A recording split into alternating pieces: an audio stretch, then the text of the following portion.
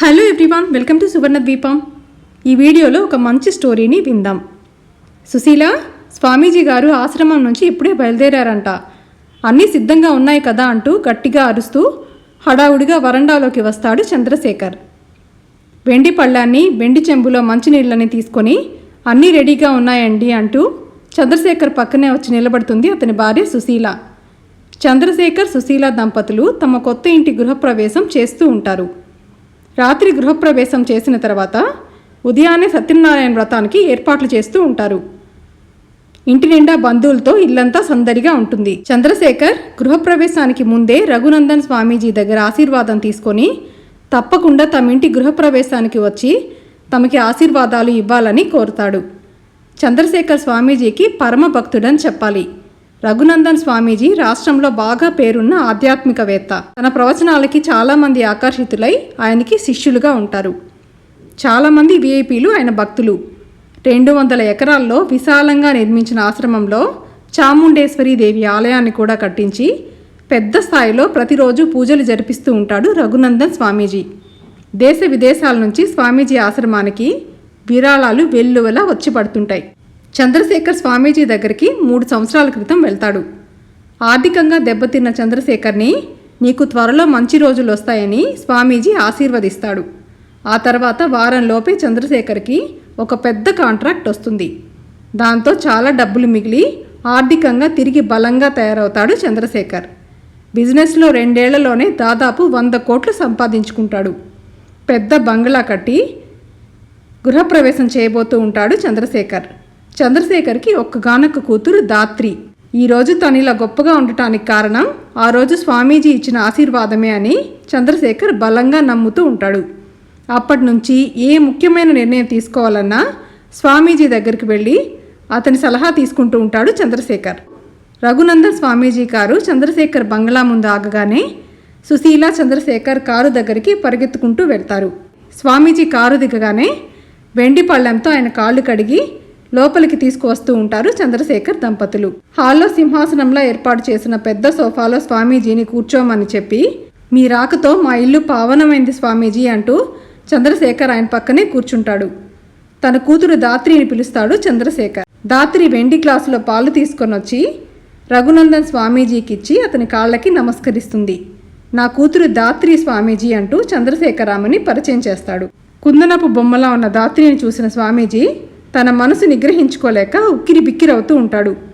కాసేపటి తర్వాత చంద్రశేఖర్తో మీరు వెళ్ళి వ్రతం ప్రారంభించమని స్వామీజీ చెప్తాడు. చంద్రశేఖర్, సుశీల వ్రతంలో కూర్చుంటారు. దాత్రి స్వామీజీ దగ్గరే ఉంటూ ఆయనకి ఎలాంటి అసౌకర్యం కలగకుండా చూస్తూ ఉంటుంది. బంగారం రంగు టిష్యూ చీరలో అంతకన్నా మెరిసిపోయే రంగుతో దంతం బొమ్మలా ఉన్న దాత్రిని చూస్తున్న స్వామీజీ మనసు చలించిపోతూ ఉంటుంది. దాత్రిని గమనిస్తూ రఘునందన్ స్వామీజీ మనసులో, ఈ అమ్మాయి ఎంత సౌందర్యంగా ఉంది, ఈ అమ్మాయిని పొందని జన్మ వ్యర్థం, ఎలాగైనా సరే ఈ అమ్మాయిని ఈ రాత్రికి సొంతం చేసుకోవాలి, ఏదో ఒక మార్గం దానికోసం ఆలోచించాలి అని ఆలోచిస్తూ ఉంటాడు. రఘునందన్ స్వామీజీ వ్రతం పూర్తి కాగానే చంద్రశేఖర్ దంపతుల్ని ఆశీర్వదించి ఒక ముఖ్యమైన విషయం మాట్లాడాలి, వెంటనే ఆశ్రమానికి రమ్మని చెప్పి తిరిగి బయలుదేరతాడు. భోజనాలు పూర్తవగానే చంద్రశేఖర్, సుశీల దంపతులు ఆశ్రమానికి వచ్చి రఘునందన్ స్వామీజీని కలుస్తారు. రఘునందన్ స్వామీజీ గంభీరంగా చూస్తూ, చంద్రశేఖర్, మీతో ఒక ముఖ్యమైన విషయం చెప్పాలని మిమ్మల్ని ఇక్కడికి రమ్మన్నాను అని అంటాడు. చెప్పండి స్వామి అంటున్న చంద్రశేఖర్తో, మీ అమ్మాయికి మృత్యుగండం తరుముకొస్తోంది చంద్రశేఖర్, ఆ గండం తప్పించుకునే అవకాశం నాకు కనిపించటం లేదు అని అంటాడు. ఆ మాటలు విన్న చంద్రశేఖర్, సుశీల అదిరిపడతారు. ఏమంటున్నారు స్వామీజీ, దాత్రి మా ప్రాణం, తనకేమైనా అయితే మేము బతకలేం, మీరే తనని కాపాడాలి, ఏదైనా పరిష్కారం చూపించండి స్వామి అంటూ ప్రాధేయపడతారు. స్వామీజీ తలూపుతూ, మన ప్రయత్నం చేద్దాం చంద్రశేఖర్. సరే, 3 రోజుల పాటు చాముండేశ్వరి అమ్మవారి దీక్షని అమ్మాయికి ఇప్పిద్దాం, ఈ గండం తప్పే అవకాశం ఉంది అని అంటాడు. ఉదయాన్నే 3:30కి బ్రహ్మముహూర్తంలో చాముండేశ్వరి దేవి ఉపాసన ప్రారంభించి ఒంటిపూట భోజనం చేస్తూ రాత్రి వరకు అమ్మవారి సేవలో ధ్యానం చేసుకుంటూ ఉండాలి. మీరు సాయంత్రం 5 గంటలకంతా అమ్మాయిని ఇక్కడికి తీసుకొని వచ్చేయండి, రేపటి నుంచి పూజ కోసం నేను ఏర్పాట్లు చేయిస్తాను అని స్వామీజీ అంటారు. తప్పకుండా స్వామీజీ, దాత్రితో పాటు నేను కూడా వస్తాను అని సుశీల అంటుంది. స్వామీజీ వెంటనే వద్దు, అమ్మాయిని మాత్రమే వదిలి మీరు వెళ్ళిపోండి. దీక్ష తీసుకున్న వ్యక్తికి ప్రాపంచిక విషయాల మీద ధ్యాస మళ్ళకూడదు. మీరుంటే అమ్మాయికి ఆలోచనలు దారి తప్పుతూ ఉంటాయి. దీక్ష ఫలితం దక్కదు. అమ్మాయికి ఎలాంటి ఇబ్బంది ఇక్కడ జరగదు. ఆశ్రమంలో ఉండే లేడీ వాలంటీర్లు తనని జాగ్రత్తగా చూసుకుంటారు. 3 రోజుల దీక్ష పూర్తి కాగానే మీరొచ్చి అమ్మాయిని తీసుకొని వెళ్ళండి అని చెప్తాడు. సరేనని చెప్పి స్వామీజీ దగ్గర సెలవు తీసుకొని ఇంటికి బయలుదేరుతారు చంద్రశేఖర్, సుశీల. దారిలో సుశీల చంద్రశేఖర్తో, ఏమండి, రేపు దాత్రి పుట్టినరోజు కదా, రేపొక్కరోజు ఆగి ఎల్లుండి నుంచి అమ్మవారి పూజ కోసం ఆశ్రమంలో తనని వదిలిపెడదామని స్వామీజీకి చేద్దామని అంటుంది. చంద్రశేఖర్ సుశీలతో, లేదు సుశీల, స్వామీజీ మన మంచి కోసమే చెప్తున్నారు. దాత్రికి మృత్యుగండం తరుముకొస్తోందని స్వామీజీ చెప్పారు కదా. ఎంత త్వరగా దాత్రిని ఆశ్రమంలోకి తీసుకెళ్లి వదిలిపెడితే తనంత క్షేమంగా ఉంటుందని నాకు అనిపిస్తోంది. పుట్టినరోజు ఏముంది సుశీల, తర్వాతైనా చేసుకోవచ్చు. దాత్రి క్షేమంగా ఉండటం మనకు కావాలి. అంతగా అయితే వచ్చే ఆదివారం తన బర్త్డేని పోస్ట్ బర్త్డే సెలబ్రేషన్స్ లాగా గ్రాండ్గా అరేంజ్ చేద్దాం. ఇప్పుడైతే తనని ఆశ్రమానికి తీసుకెళ్లి వదిలిపెడదామని చంద్రశేఖర్ అంటాడు. సరే అని చెప్తుంది సుశీల. ఇంటికి రాగానే దాత్రికి విషయం చెప్పి తన లగేజ్ని ప్యాక్ చేస్తూ ఉంటుంది సుశీల. దాత్రి కూడా ఆశ్రమానికి వెళ్ళటానికి రెడీ అవుతూ ఉంటుంది. తన మొబైల్ ఫోన్ రింగ్ అవ్వడం చూసి నెంబర్ని చూస్తుంది దాత్రి. హాయ్ కిరణ్ అంటుంది Dhatri. Advanced happy birthday Dhatri. రేపు నీకోసం నేను చాలా సర్ప్రైజెస్ని ప్లాన్ చేశాను. నా షెడ్యూల్స్ అన్నిటినీ క్యాన్సిల్ చేసుకున్నాను. రేపంతా నేను నీతోనే ఉండబోతున్నాను అని కిరణ్ అంటాడు. దాత్రి వెంటనే, లేదు కిరణ్, రేపు నేను పుట్టినరోజు చేసుకోవటం లేదు. అసలు రేపు నేను ఇంట్లో ఉండను, ఆశ్రమానికి వెళ్తున్నాను. స్వామీజీ ఆశ్రమంలో 3 రోజుల పాటు చాముండేశ్వరి అమ్మవారి దీక్షని నేను తీసుకుంటున్నాను. సరే, నేను నీతో తర్వాత మాట్లాడతాను అంటూ ఫోన్ పెట్టేస్తుంది. కిరణ్ దాత్రికి మేనత్త కొడుకు. ఒక న్యూస్ ఛానల్లో మంచి పొజిషన్లో జాబ్ చేస్తున్న కిరణ్కి దాత్రి అంటే చాలా ఇష్టం. చంద్రశేఖర్ కూడా తన చెల్లెలి కొడుకైన కిరణ్తో తర్వాతి సంవత్సరం దాత్రికి పెళ్లి చేయాలని నిర్ణయించుకుంటాడు.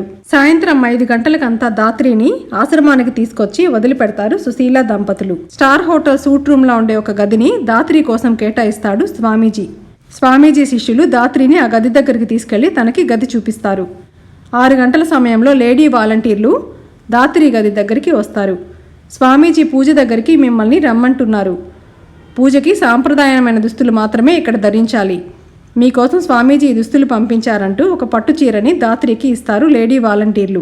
Off white and maroon colour పట్టు శారీని దాత్రికి కట్టి అలంకరించి తనని తీసుకెళ్లి పూజ దగ్గర కూర్చోబెడతారు ఆశ్రమంలో ఉండే లేడీ వాలంటీర్స్. దాత్రిని చూస్తూ స్వామీజీ తన ప్లాన్ అమలు కాబోతూ ఉన్నందుకు ఆనందం పట్టలేకపోతూ ఉంటాడు. 1 గంట తర్వాత దాత్రిని తిరిగి తన గది దగ్గరికి తీసుకొచ్చి వదిలిపెడతారు.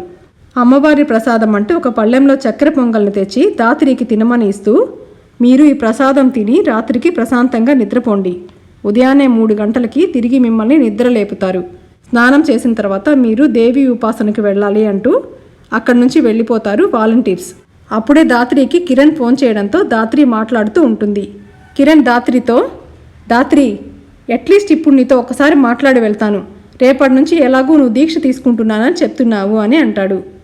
దాత్రి కంగారు పడుతూ, అయ్యో కిరణ్, నువ్వు ఇక్కడికి రావద్దు, ఎవరైనా చూస్తే బాగుండదు అని అంటుంది. ఎవరు చూడకుండా వస్తాను దాత్రి, ప్లీజ్ నువ్వెక్కడున్నావో చెప్పు అని కిరణ్ బతిమాలుతాడు.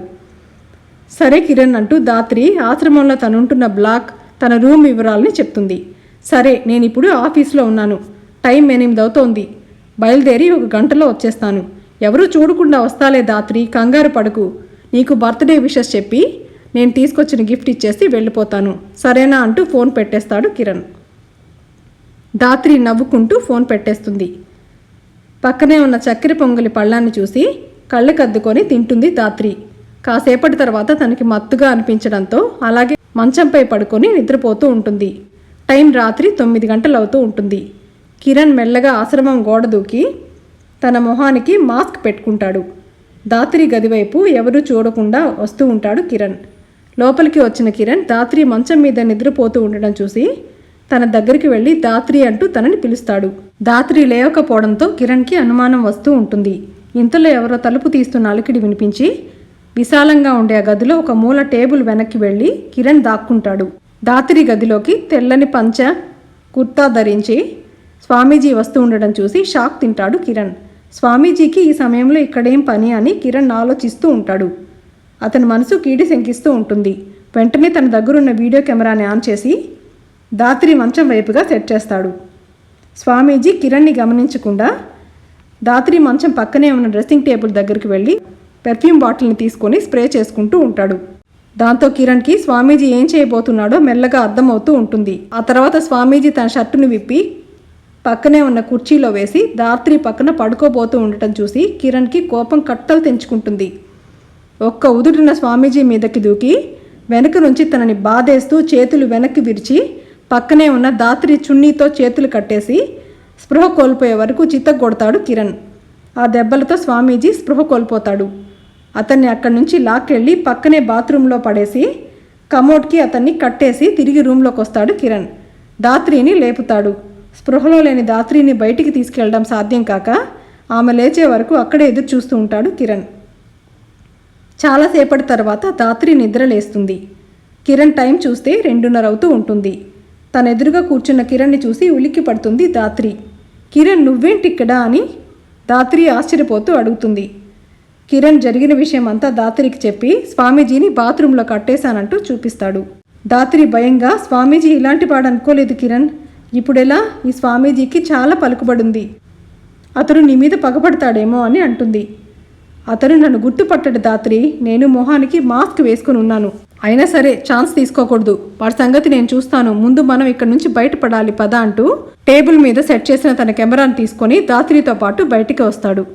ఆశ్రమంలో అందరూ గాఢ నిద్రలో ఉండడంతో సులభంగా దాత్రి కిరణ్లు ఆశ్రమం నుంచి బయటపడతారు. తెల్లవారుజామునే కిరణ్తో వచ్చిన దాత్రిని చూసి చంద్రశేఖర్, సుశీల షాక్ అవుతారు. స్వామీజీ గురించి కిరణ్ చెప్పింది విని ఆగ్రహంతో చంద్రశేఖర్ ఊగిపోతాడు. వాడు ఇంత నీచుడు అనుకోలేదు కిరణ్, నేను వాడిని దైవాంశ సంభూతుడిగా చూశాను, వాడు అంతు చూస్తాను అని అంటాడు.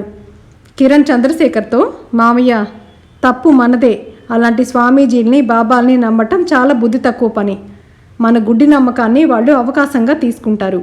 వాడికి సెంట్రల్ లెవెల్లో చాలా పలుకుబడుంది, మనం వాడి మీద కేసు పెట్టినా తప్పుడు కేసు అని చాలా సులభంగా తప్పించుకుంటాడు, అందుకే జనాల చేతే వాడిని చీకొట్టించాలి. వాడు దాత్రి మీద అఘాయిత్యం చేయబోతున్న దాన్ని నేను వీడియో తీశాను, ఈరోజు రాత్రి మా న్యూస్ ఛానల్లో దాన్ని రిలీజ్ చేస్తాను. మా ఎండీ గారు నోయిడా వెళ్ళారు, ఇప్పుడు ఛానల్కి నేనే ఇన్ఛార్జిని కాబట్టి వచ్చే న్యూస్ని ఎవరు ఆపలేరు, వాడి పని అయిపోతుంది అని కిరణ్ అంటాడు. సుశీల కంగారు పడుతూ, వద్దు కిరణ్, ఆ వీడియోలో దాత్రి కనిపిస్తే తనకి ఇబ్బంది కలుగుతుంది అని అంటుంది. కిరణ్ సుశీలతో, అత్తయ్య నాకు తెలీదా, అందుకే దాత్రి మొహం సరిగ్గా కనిపించకుండా వాడు మాత్రం కనిపించేలాగా నేను కెమెరాని సెట్ చేశాను, ఏ ప్రాబ్లం ఉండదు అని చెప్తాడు. మామయ్య మీరు ఈరోజు ఊర్లో ఉండొద్దు, ఉదయాన్నే స్వామీజీకి స్పృహ వస్తే చాలా ప్రమాదం, దాత్రి ద్వారా నిజం బయటపడుతుందని దాత్రికి హాని తలపెట్టే ప్రమాదం ఉంది, మీరు ఒక వారం రోజులు ఎక్కడికైనా వెకేషన్కి వెళ్ళి రండి అని కిరణ్ చెప్తాడు. ఈరోజు రాత్రితో నేను వాడి దుకాణాన్ని బంద్ చేయిస్తాను అని కిరణ్ అంటాడు. దాత్రిని తీసుకొని చంద్రశేఖర్, సుశీలతో పాటు ఢిల్లీకి వెళ్తాడు.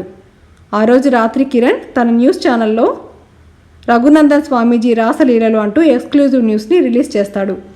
అమ్మవారి దీక్ష పేరుతో అమ్మాయిలకి ప్రసాదంలో మత్తుమందించి వారిపైన రఘునందన్ స్వామీజీ అత్యాచారం చేస్తున్నాడు అంటూ న్యూస్ని రిలీజ్ చేస్తాడు కిరణ్. వీడియోలో దాత్రి మీద అఘాయిత్యం చేయబోతున్న స్వామీజీని చూసి ప్రజలు ఉడికిపోతారు.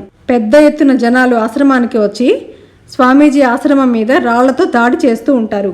హైకోర్టు స్వామీజీ కేసుని సుమోటోగా తీసుకొని తనని అరెస్టు చేసి నిజాలు విచారించమని పోలీసుల్ని ఆదేశిస్తుంది. పోలీసులు స్వామీజీని అరెస్టు చేస్తారు. కిరణ్ తన దగ్గరున్న వీడియోని పోలీసులకి ఇస్తాడు. స్వామీజీ దారుణాల వల్ల బలైన చాలామంది అమ్మాయిలు మెల్లగా వచ్చి పోలీసులకి కంప్లైంట్ ఇస్తూ ఉంటారు. స్వామీజీకి కోర్టు యావజ్జీవ శిక్ష విధించి ఆశ్రమాన్ని ముయించేస్తుంది. సుశీల కిరణ్తో, కిరణ్ ఆ రోజు నువ్వు దాత్రి కోసం ఆశ్రమానికి వెళ్ళి చాలా మంచి పని చేశావు, లేకపోతే దాత్రి మాకు దక్కేది కాదేమో, అయినా అమ్మవారి పేరును అడ్డం పెట్టుకొని ఇలాంటి వెధవ పనులు చేస్తున్న నీచుడికి తగిన శిక్ష పడింది అని సుశీల అంటుంది.